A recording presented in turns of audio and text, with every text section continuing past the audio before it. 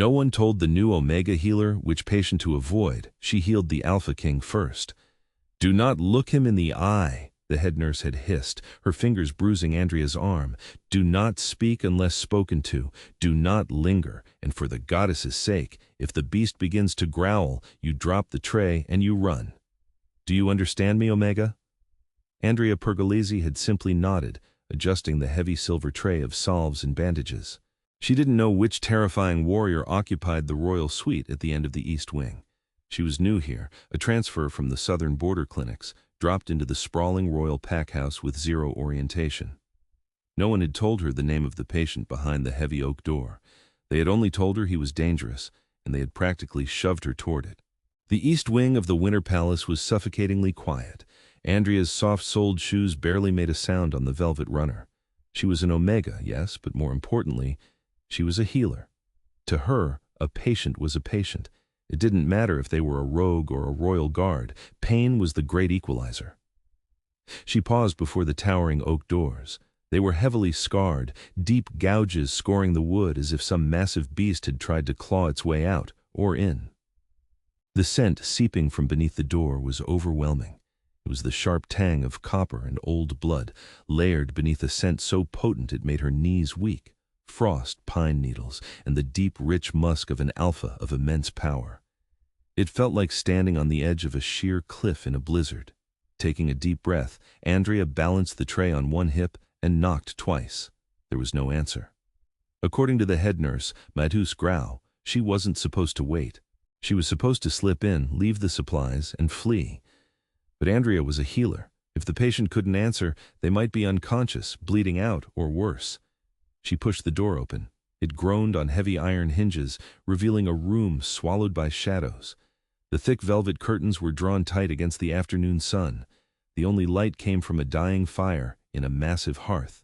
"I said," a voice rumbled from the darkness, vibrating so deeply it rattled the vials on Andrea's tray. "No one!" Andrea froze. The voice wasn't just deep, it was fractured, edged with a dangerous, unstable wildness. She squinted into the gloom.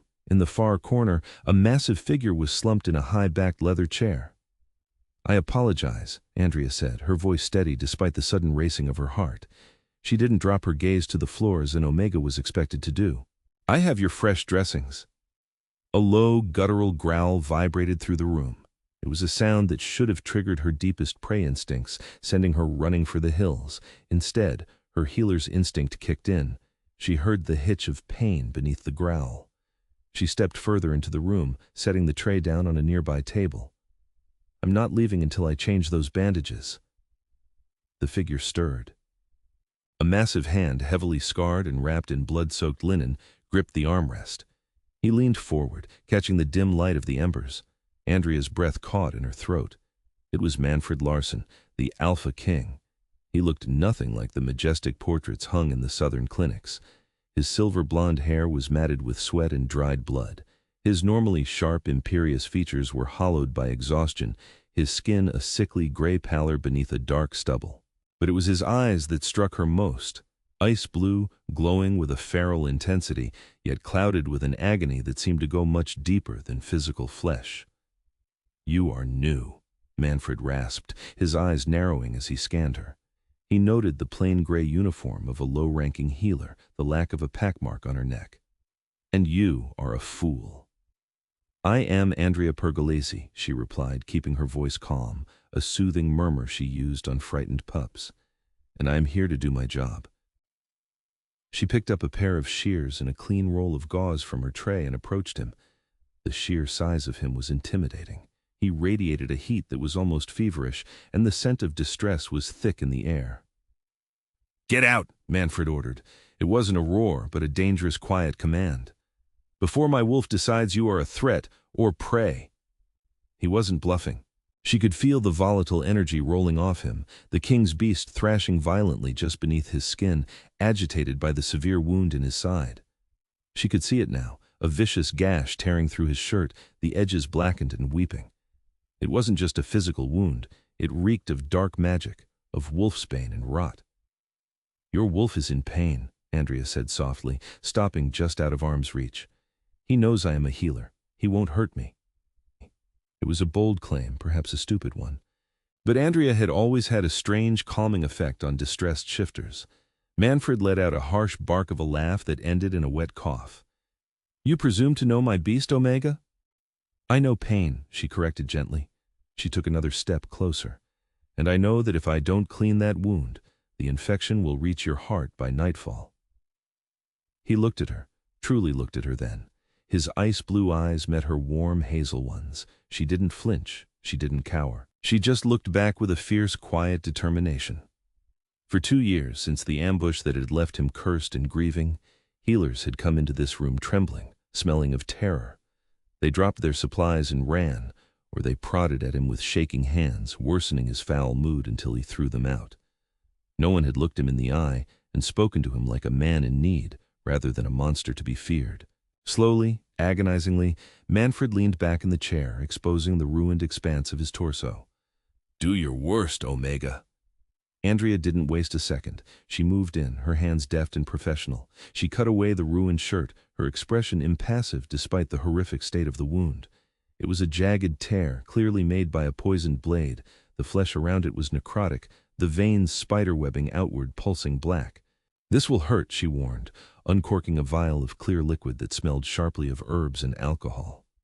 "Everything hurts," he replied grimly. As she began to clean the wound, she expected him to roar, to thrash, perhaps even to strike out. But Manfred remained perfectly still. His jaw clenched so tight she heard the teeth grind, and sweat beaded on his forehead, but he didn't make a sound. She worked in silence, a strange rhythm developing between them. She was focused entirely on her task, her hands steady, her touch unexpectedly gentle for the brutal nature of the work. As she applied a thick, soothing salve, one she had mixed herself from rare southern herbs, she felt the tension in his massive frame begin to ease. For the first time in years, the Alpha King felt a fraction of relief.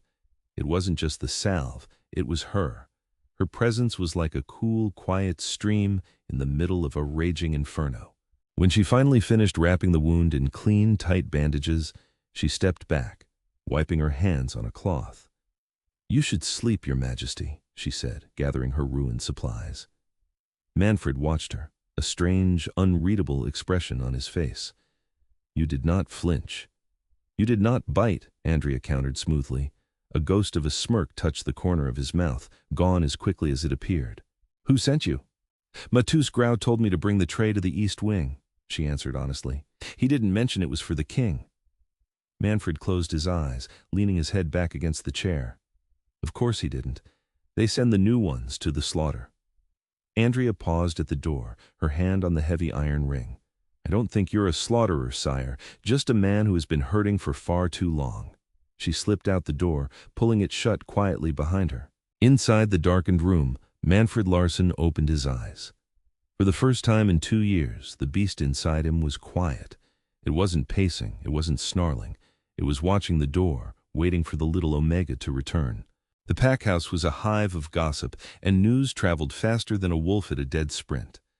By the time Andrea reported to the kitchens for her late-night meal, the whispers had already begun. "Did you hear?" a young beta maid whispered loudly to her companion as Andrea passed. "The new Omega went into the king's chambers and lived." "I heard she used dark magic to subdue him," another muttered, casting a suspicious glance at Andrea. Andrea ignored them, taking her meager bowl of stew to a quiet corner. She was exhausted. The healing had taken a lot out of her. The dark magic lingering in the king's wound had fought back against her salves. "You're making waves, newbie," a voice drawled. Andrea looked up to see a tall, imposing beta woman with sharp features and cold eyes sliding onto the bench across from her. This was Margit Bakken, the king's personal assistant, and the woman widely rumored to be positioning herself as the next Luna. "I'm just doing my job, Ms. Bakken," Andrea replied evenly, taking a bite of her stew. Margit scoffed, a delicate, disdainful sound. "Your job is to clean bedpans and fetch bandages, not play savior to the Alpha King. He is delicate. His recovery requires specialized care. Care you are not qualified to provide." "His wound was rotting," Andrea stated plainly. "He needed cleaning and strong poultices, not specialized hovering." Margit's eyes flashed with anger. "You watch your tone, Omega. You don't know the politics of this house. The king has been unwell since the ambush that took his brother. He is fragile. A clumsy, low-ranking healer could set back his progress for months. With all due respect, Andrea said, her voice remaining calm, I didn't see progress. I saw a man dying of neglect. The silence that fell over the kitchen was absolute. Every eye turned toward their table. Margit's face paled with fury. Before Margit could respond, the heavy wooden doors of the kitchen swung open. Matus Grau, the head nurse, stood there, looking flustered. Andrea, Matus called out, his voice squeaking slightly. The king, he's requesting you. A collective gasp echoed through the room. Margit stood up so fast her chair tipped backward with a loud clatter. That's impossible, Margit snapped. He doesn't request anyone. Matus wrung his hands. He specifically asked for the foolish Omega. The guards are waiting. Andrea calmly finished her stew, wiped her mouth, and stood. Excuse me, Ms. Bakken, duty calls. She left the stunned Beta fuming in the kitchen and followed Matus back to the east wing. The guards, usually stoic and unmoving, eyed her with open curiosity as they opened the heavy oak doors for her. The room was different tonight. The fire had been stoked, casting a warm, flickering glow across the space. The thick curtains had been pulled back slightly, allowing moonlight to spill across the floor. Manfred was no longer in the chair. He was sitting on the edge of his massive four-poster bed, wearing loose linen trousers, his chest bare save for the pristine white bandages she had applied earlier. He looked better. The sickly pallor was gone, replaced by a healthy, if pale, complexion. You requested me, sire? Andrea asked, stepping into the room. My bandages are tight, he said, his voice less raspy tonight, deeper, more resonant. Andrea crossed the room, her healer's eye assessing him. They are supposed to be tight to prevent movement and further tearing. They itch, he grumbled, sounding for a moment surprisingly like a petulant child. Andrea couldn't help a small smile. That means it's healing. She reached out, her fingers gently prodding the edges of the dressing. But I can loosen them slightly if it's causing distress. As she leaned in, she caught his scent again. It was stronger tonight, cleaner. The underlying note of decay was gone, leaving only the intoxicating aroma of frost and pine. Manfred watched her intently as she worked. He noticed the way her hair, a wild tangle of chestnut curls, escaped her messy bun. He noticed the faint dusting of freckles across her nose. He noticed the steady, confident rhythm of her breathing. What is in that salve you used? He asked abruptly. My own healers have tried a dozen concoctions, and none worked. A family recipe, Andrea murmured, adjusting a pin. Moonlace root, crushed silver leaf, and a few drops of pure mountain spring water. It draws out poisons. You are from the south, he noted, recognizing the regional herbs. Why did you come to the capital?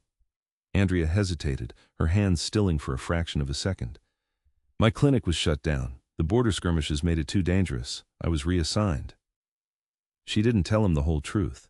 She didn't tell him that she was driven out because she had dared to treat a wounded rogue wolf, believing that all life was sacred.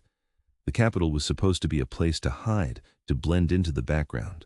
Finished, she said, stepping back quickly, suddenly hyper-aware of his intense scrutiny. Thank you, Andrea, Manfred said softly. It was the first time he had used her name. The sound of it, rumbling in his deep voice, sent an unexpected shiver down her spine. You're welcome, Your Majesty. As she turned to leave, the door was thrown open. Margit Bakken stood in the doorway, flanked by 2 royal guards. Her face was a mask of cold fury. Your Majesty, Margit said smoothly, stepping into the room. I apologize for the intrusion, but this Omega is needed in the lower wards. We have a sudden outbreak of winter fever among the staff. Manfred's eyes narrowed, the relaxed demeanor vanishing instantly. The Alpha King returned, cold and imperious. She is treating me, Margit. She has finished, has she not? Margit challenged, her gaze locking onto Andrea with venomous intent. And surely the king does not need an Omega hovering over him when he has his royal physicians. Manfred stood up, towering over them both. The air in the room crackled with sudden oppressive power. I decide who treats me, Margit, and I decide when she leaves. Margit swallowed hard, taking a step back.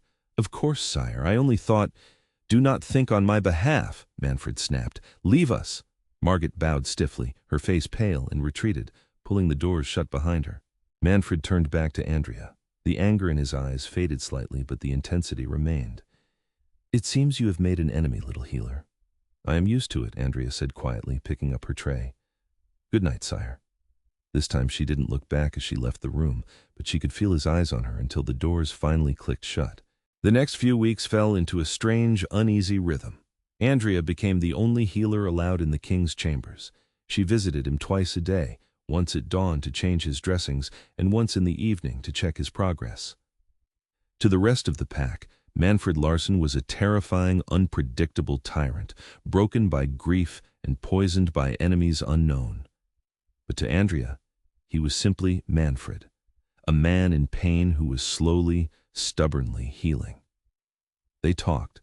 At first it was halting, reluctant exchanges about his symptoms, but gradually the conversations deepened. He told her about the ambush in the northern pass, how his brother, the former Beta, had died shielding him from a poisoned blade intended for the king. He spoke of the guilt that gnawed at him, a poison more potent than any wolfsbane. In turn, Andrea told him stories of the southern border. She spoke of the vibrant markets, the sprawling forests, and the simple, quiet life she had left behind. She never mentioned why she left, and he never pushed. One evening, as rain lashed against the tall windows of his chamber, Andrea was applying a final layer of the moonlace salve. The wound was nearly closed, leaving behind a jagged silver scar. "You have a gentle touch," Manfred murmured, his eyes closed. "My wolf. He likes you." Andrea paused, her fingers lingering on his skin a second too long. "He is a good wolf. He just needs to know he isn't fighting alone." Manfred opened his eyes, catching her hand before she could pull away. His grip was strong, but incredibly gentle. The spark that passed between them was undeniable, a jolt of electricity that made Andrea's breath catch. "He knows," Manfred said, his voice dropping an octave, raw and intimate. "He has known since the day you walked in here and refused to back down." Andrea's heart hammered against her ribs. She was an Omega. He was the Alpha King. This was dangerous territory. But as she looked into his eyes, she saw the vulnerability he hid from the world, and she felt an overwhelming urge to comfort him. She didn't pull her hand away. Their moment was shattered by a frantic knocking at the door. "Sire! Sire! You must come!" It was Paolo Young, the captain of the guard. He burst into the room, his armor clanking, his face pale. "What is it, Paolo?" Manfred demanded, immediately shifting from a vulnerable man back into the commanding king. "It's a rogue attack on the eastern border village. It's a bloodbath, sire. They broke through the defenses." Manfred's jaw tightened. "Rouse the guard. We ride out immediately." He turned to grab his shirt, completely ignoring the fact that he was still technically recovering. "You can't," Andrea blurted out, stepping in front of him. "Your wound is healed on the surface, but the tissue underneath is still fragile. A strenuous fight could tear it open. You'll bleed out before you even reach the village." Manfred looked down at her, his eyes flashing with the king's authority. "My people are dying, Andrea. I will not sit here while they burn." "Then let Paolo lead the guard," she argued, her voice rising. "You are no good to them dead. I am their king." He roared, the sound vibrating through the room, making the glass in the windows rattle. His wolf was rising, fueled by the threat to his pack. Andrea stood her ground. She didn't cower. She grabbed the lapels of his shirt, pulling him down slightly so she was eye to eye with him. "And you are my patient. I didn't spend weeks pulling the poison out of your blood just to watch you throw your life away." For a long, tense moment, they stared at each other. The air crackled with dominant alpha energy, clashing against unyielding omega stubbornness. Paolo stood in the doorway, staring in absolute shock as the tiny healer yelled at the king. Then, slowly, miraculously, the terrifying aura around Manfred receded. He looked at her hands gripping his shirt, then up to her fierce, beautiful face. He let out a long, heavy sigh, the fight draining out of him. "Paolo," he commanded, not looking away from Andrea. "Take 100 men. Secure the village." "Take no prisoners." "Yes, sire," Paolo stammered, bowing deeply before rushing out. Manfred reached up and gently detached Andrea's hands from his shirt, keeping one of her hands clasped in his. "You are infuriatingly stubborn, Omega." "It's a necessary trait for a healer," she replied, her voice trembling slightly now that the adrenaline was fading. He lifted her hand and pressed a soft, lingering kiss to her knuckles. "Thank you." It was a small gesture, but in the quiet of the room it felt like a vow. The attack on the eastern village was a diversion. Paolo returned 3 days later with grim news. The rogues had been heavily armed and well organized, stalling the guard while a smaller group had attempted to infiltrate the packhouse armory. They had been stopped, but barely. Tension hung heavy in the Winter Palace. Whispers of treason circulated. The rogues had known the guard rotations. They had known the armory's weak points. Someone on the inside was feeding them information. To boost morale and project strength, the pack elders insisted on a formal banquet. It was a terrible idea, in Andrea's opinion. Gathering all the nobility in one room while a traitor walked among them felt like inviting a fox into the hen house. "You must attend," Matus told Andrea, dropping a bundle of pale green silk onto her bed. Andrea stared at the dress in horror. "I am a healer, Matus. I don't go to banquets." "The king specifically requested your presence at the high table," Matus said, his tone leaving no room for argument. "He says his physician must be near. Put the dress on, Andrea." Reluctantly, she dressed. The silk clung to her curves, and the color brought out the gold flecks in her hazel eyes. She felt exposed, a sheep walking into a den of wolves. The great hall was blindingly opulent, filled with the scent of roasted meats, expensive perfumes, and underlying nervous sweat. Andrea was seated at the far end of the high table, a glaring anomaly among the silks and jewels of the beta and alpha nobility. Margit Bakken sat 3 seats down from the king, looking radiant in a gown of midnight blue. She glared daggers at Andrea every time she thought no one was looking. Manfred sat at the center, looking every inch the terrifying Alpha King. He wore dark velvet, his silver hair pulled back severely. He looked imposing, untouchable. But every time his eyes met Andrea's down the table, the harsh lines of his face softened imperceptibly. The banquet dragged on. Speeches were made, toasts were drunk, false smiles were exchanged. Andrea picked at her food, feeling a growing sense of unease. Her healer's intuition, a sixth sense for danger and illness, was prickling at the back of her neck. Something was wrong. She scanned the room. The guards were alert, the guests seemed relaxed enough. Then, her eyes landed on the cupbearer. A young, nervous-looking beta was approaching the high table with a silver pitcher of ceremonial wine, a rare vintage reserved only for the king's cup. Andrea watched intently. As the boy poured the wine into Manfred's heavy gold goblet, she saw something. It was subtle, barely a flick of the wrist, but a tiny vial dropped from the boy's sleeve, emptying clear liquid into the stream of dark red wine. Wolfsbane. The realization hit her like a physical blow. The scent, previously masked by the rich food, suddenly hit her keen nose, the sharp bitter tang of refined wolfsbane root, the same poison that had almost killed him weeks ago. Manfred raised the goblet, acknowledging a toast from an elder. "Sire, wait!" Andrea screamed, abandoning all protocol. She vaulted over the table, ignoring the shocked gasps and shattering plates. She scrambled across the polished wood, launching herself at Manfred just as he brought the cup to his lips. She hit his arm hard. The goblet tipped, the dark wine spilling down the front of his velvet tunic and splashing onto the stone floor. Where the wine hit the stone, it hissed, bubbling violently. The hall erupted into chaos. Guards swarmed the table. Manfred, reacting on pure instinct, had grabbed Andrea and hauled her behind him, his massive body shielding hers. His wolf surged forward, his eyes flashing brilliant, lethal gold. "Who did this?" Manfred roared, the sound deafening in the enclosed hall. The young cupbearer was already sprinting toward the side doors, but Paolo intercepted him, tackling the boy to the ground. Andrea clung to Manfred's back, trembling uncontrollably. She had saved him, but as she looked up, she saw Margit Bakken standing frozen, her face drained of all color, staring not at the spilled wine, but at Andrea. "He's foaming at the mouth!" Paolo shouted from across the room. The cupbearer was convulsing, a white froth bubbling on his lips. He had taken a cyanide capsule. Dead men tell no tales. Manfred turned, his hands gripping Andrea's shoulders tightly. "Are you hurt? Did it touch you?" "I'm fine," she breathed, her knees shaking.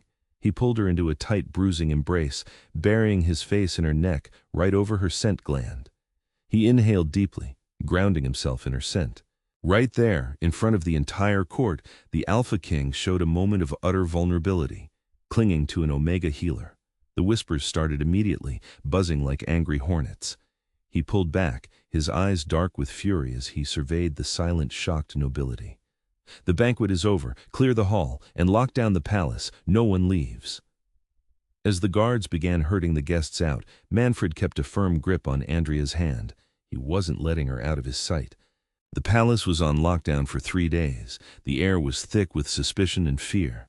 The investigation into the cupbearer yielded nothing. He was a minor noble's son with heavy gambling debts, easily bribed and easily silenced. Andrea had been moved into the royal suite. "For your protection," Manfred had said, his tone brooking no argument. He had a cot set up in the adjoining sitting room, but more often than not she found him sleeping in the armchair next to it, guarding her door. The near-death experience had shattered the remaining walls between them. In the quiet hours of the night, when the palace was still, they talked softly, mapping out the growing space between them. "Why did you do it?" he asked her one night, watching her brew a calming tea over the fire. "You threw yourself over a table of armed alphas to knock a cup from my hand. You could have been killed." "I am your healer," she said simply, handing him a steaming mug. "It is my job to keep you alive." Manfred took the mug, his fingers brushing hers. "It is more than a job, Andrea. You know it is." She looked down, her heart racing. "Manfred, look at me," he commanded softly. She met his gaze. The ice-blue eyes were warm now, filled with an emotion she had never dared to hope for. "My wolf chose you that first day," he confessed, his voice a low rumble. "When you ordered him to heal and he actually listened, he knew you were our mate long before my stubborn human mind caught up." Andrea gasped, the mug slipping slightly in her hands. Mate. The word was a heavy, glorious weight in the air between them, an Omega and an Alpha King. It was unheard of, it was scandalous, it was perfect. "But the pack," she whispered, "the elders." "The elders be damned," Manfred said fiercely, setting his mug aside and pulling her into his arms. "I have fought wars for this pack. I nearly died for them. I will not let them dictate who I love." He kissed her then. It wasn't gentle or hesitant. It was desperate and consuming, a physical manifestation of the bond that had been forging between them since the moment she opened his door. Andrea surrendered completely, wrapping her arms around his neck, anchoring herself in the storm of his affection. The next morning, the fragile peace was shattered. Captain Paolo requested an urgent audience. He looked grim, holding a stack of leather-bound ledgers. "We traced the gold that paid off the cupbearer's debts," Paolo reported, standing stiffly in the center of the room. "It was routed through 3 different accounts in the southern territories, but the original source—" He hesitated, glancing at Andrea. "Spit it out, Paolo," Manfred growled. "The original source was the private treasury of Margit Bakken." Silence slammed into the room. Manfred's face went perfectly blank, a dangerous sign. "Margit," he repeated softly. "There's more," Paolo said, opening a ledger. "We found correspondence detailing the guard rotations for the armory, sent a week before the rogue attack. The handwriting matches hers. She was working with the rogues to orchestrate the attack, and when that failed, she ordered the poisoning." "Why?" Andrea breathed, horrified. "Power," Manfred said grimly. "She has been posturing to be Luna for years. With me dead and no clear heir, she would have used the crisis to position herself or a puppet Alpha on the throne." He stood up, the lethal Alpha King returning in full force. "Bring her to the throne room. Assemble the elders." The throne room was freezing. Manfred sat on the elevated dais, a statue of cold fury. Andrea stood slightly behind him and to the side, a silent, steadying presence.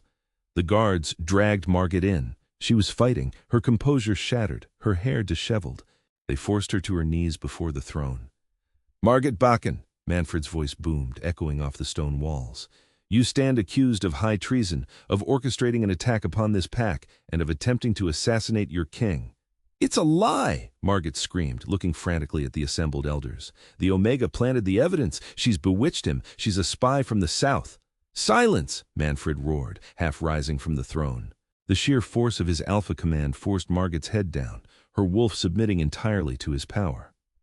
"The evidence is irrefutable," Elder Mar Walker, a stern, gray-haired woman, stated flatly. "The ledgers were found in your personal chambers, secured with your seal." Margit realized she was cornered. Her frantic denial turned into venomous spite. She glared up at Manfred, then shifted her gaze to Andrea, her eyes filled with hate. You were weak, Manfred, she spat. Grieving and useless. The pack needed a strong leader. I would have given them one. You would have given them a graveyard, Manfred replied coldly. He didn't need to consult the elders. The punishment for treason was absolute. Margit Bakken, you are stripped of your rank and titles. You are banished from the Winter Pack and all allied territories. If you ever set foot on these lands again, you will be executed on sight. Guards hoisted her up. As she was dragged backward toward the heavy oak doors, she screamed curses, fighting every step of the way. You think this is over? She shrieked, staring directly at Andrea. A king cannot mate an Omega. They will never accept you. They will destroy you. The heavy doors slammed shut, cutting off her hysterical laughter. Silence descended on the throne room, heavy and uncomfortable. The elders shifted uneasily, glancing between their king and the little healer standing beside him. Margit's parting words hung in the air like a foul scent.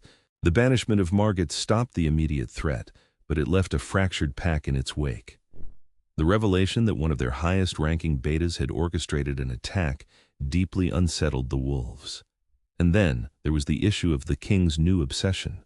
The rumors of their mating bond had spread, stoked by Margit's parting screams. The elders were unhappy. An Omega, a healer from the borderlands with no political standing, was not a suitable Luna for a kingdom recovering from near collapse. 3 days after the trial, a delegation of elders requested a private meeting with the king. Andrea was in the infirmary, organizing supplies when she heard them approach.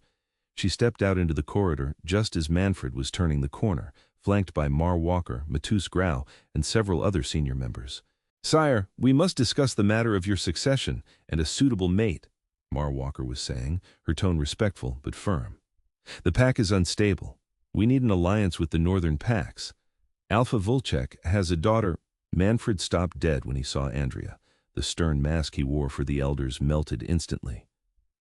"The matter of my mate is settled, Elder Walker," Manfred said clearly, his voice carrying down the quiet hall. He walked toward Andrea, ignoring the sputtering protests behind him. He stopped in front of her, taking her small hands in his massive ones. "Andrea," he said softly, ignoring the gasps from the elders. "Manfred, you shouldn't do this here," she whispered, acutely aware of the judging eyes on them. "I have hidden away in the dark for 2 years," he replied, his voice rising in volume so the elders could hear every word. "I will not hide the best thing that has ever happened to me." He turned back to the delegation, keeping one arm firmly wrapped around Andrea's waist. "This is Andrea Pergolesi," he announced, his voice vibrating with absolute authority. "She is the healer who saved my life when my own physicians failed. She is the woman who threw herself between me and a poisoned cup, and she is my fated mate."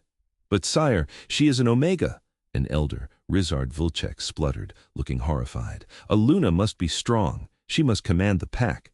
Manfred's eyes flashed gold. "And what is strength, Rizard? Is it the ability to bare your teeth and demand obedience? Or is it the courage to walk into the den of a rabid, grieving alpha and refuse to back down?" He looked down at Andrea, his expression softening with overwhelming love. "She did not heal me with magic. She healed me with patience, with kindness, and with a courage that shames every warrior in this pack. She saw the man beneath the monster, and she brought him back to the light." He looked back at the elders, his posture radiating unyielding dominance. "She is my mate. She is your Luna. Anyone who questions her place by my side questions my rule. Are we clear?" The silence was profound. The elders looked at the king, seeing the vital, powerful leader they had thought lost forever. And they looked at the Omega beside him, standing tall, her chin raised, radiating a quiet, unshakable strength of her own. Slowly, Matus Grau, the head nurse who had first sent her into the lion's den, stepped forward and lowered his head, baring his neck in a sign of deep submission. "Long live the king," Matus said softly. "Long live the Luna." One by one, the other elders followed suit, bowing to the king and the Omega who had saved him. The coronation ceremony was held a month later, not in the opulent, stifling great hall, but out in the open courtyard, under the bright winter sun. Andrea wore a gown of simple white wool, a crown of intertwined moonlace flowers resting in her chestnut curls. She looked radiant, entirely comfortable in her own skin. As Manfred placed the heavy silver Luna's circlet over the flowers, a cheer erupted from the assembled pack that shook the snow from the trees. She wasn't a fierce warrior, nor a cunning politician. She was a healer. But as she stood beside the Alpha King, her hand securely in his, watching the pack celebrate, she knew that true strength didn't always roar. Sometimes, true strength was simply having the courage to open the door everyone else was afraid of, and deciding to stay. I hope you found this story engaging. The dynamic between Andrea and Manfred emphasizes that true healing often requires confronting what others fear. If you enjoyed this cinematic journey, please like, share, and subscribe to support more stories like this. In real life, we often avoid difficult situations or people, but sometimes approaching them with empathy and refusing to flinch is exactly what is needed to spark true healing, for them and perhaps for ourselves. Let me know if you'd like to explore any of these characters further in future tales.